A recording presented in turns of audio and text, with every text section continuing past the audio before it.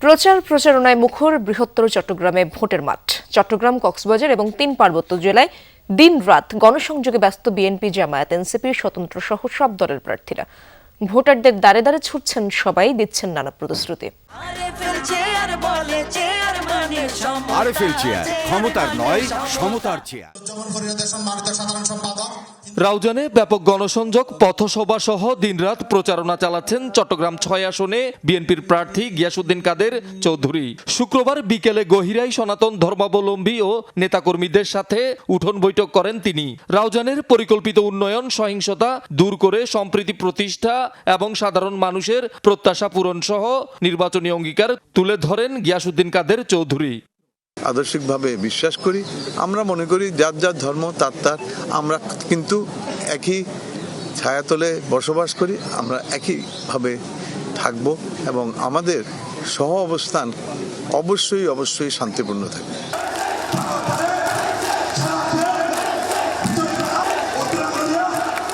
রাঙ্গুনিয়ার লালানগর ইউনিয়নে বিশাল গণমিছিল শেষে দক্ষিণ রাঙ্গুনিয়া ডিগ্রি কলেজ মাঠে সমাবেশ করেন চট্টগ্রাম ৭ আসনে বিএনপির প্রার্থী হুম্মাম কাদের চৌধুরী। বলেন, গত ১৭ বছরে রাঙ্গুনিয়ার প্রকৃত কোনো উন্নয়ন হয়নি। জয়ী হলে আগামী ৫ বছর জনগণের পরামর্শ নিয়ে উন্নয়ন কাজ পরিচালনার ওয়াদা করেন হুম্মাম কাদের চৌধুরী। আপনাদের পাশে থেকে আপনাদের পরামর্শ নিয়ে আপনাদের যেই সমস্যাগুলো আছে সবগুলি সমাধান করার চেষ্টা করব। সকালে বাকুলিয়া ও তার আশপাশের এলাকায় গণসংযোগ করেন চট্টগ্রাম ৯ আসনে বিএনপির মনোনীত প্রার্থী আবু সুফিয়ান। জয়ী হলে এলাকার আর্থসামাজিক উন্নয়নে কাজ করার প্রতিশ্রুতি দেন। সন্ত্রাস, মাদক, কিশোর গ্যাং এবং চাঁদাবাজি এগুলা থেকে মানুষ নিস্তার চায় এবং আর যে রাস্তাঘাটের বিষয়, জলাবদ্ধতা এগুলো থেকে মুক্তি চায়। বোয়ালখালীর বিভিন্ন গ্রামে গ্রামে দিনভর গণসংযোগ করেন চট্টগ্রাম ৮ আসনে বিএনপি মনোনীত প্রার্থী এরশাদুল্লাহ। দেন নানা প্রতিশ্রুতি। নিজ নিজ এলাকা চষে বেড়াচ্ছেন জামাতে ইসলামীর প্রার্থীরা। সাতকানিয়া, লোহাগাড়ায় ভোটারদের দ্বারে দ্বারে ছুটছেন চট্টগ্রাম ১৫ আসনে জামাতের প্রার্থী মাওলানা শাহজাহান চৌধুরী। নির্বাচনী অঙ্গীকার তুলে ধরে দাঁড়িপাল্লায় ভোট চান তিনি। সাতকানিয়া উপজেলায় গণসংযোগ ও পথসভা করেন চট্টগ্রাম ১৫ আসনে বিএনপি প্রার্থী নাজমুল মোস্তফা আমিন।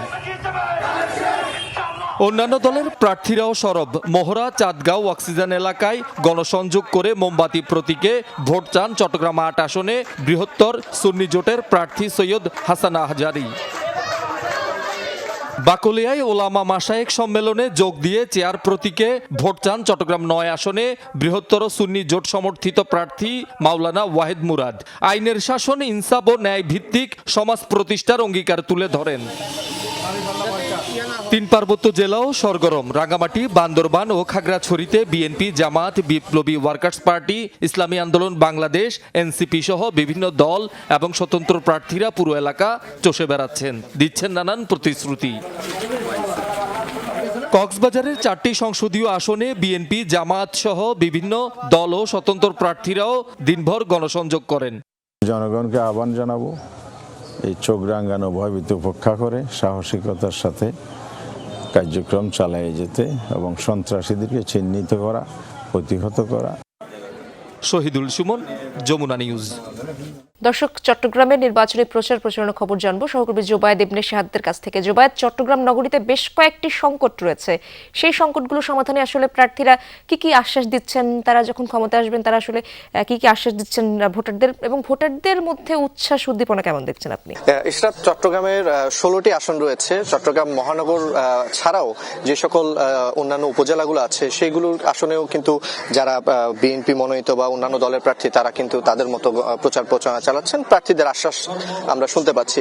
আমরা এই মুহূর্তে আছি চট্টগ্রামের রাউজানে, যে চট্টগ্রাম ৬ সংসদীয় আসন, সেখানে বিএনপি মনোনীত প্রার্থী গিয়াসউদ্দিন কাদের চৌধুরীর নির্বাচনী যে মতবিনিময় সভা সেটাতে আমরা এখন আছি এবং সেখানে বিভিন্ন রকম সমস্যার কথা যারা এখানে উপস্থিত হয়েছেন মতবিনিময় সভায় তারা তুলে ধরছেন। এখানে সনাতন ধর্মাবলম্বীরাও আছেন, নেতাকর্মীরাও আছেন।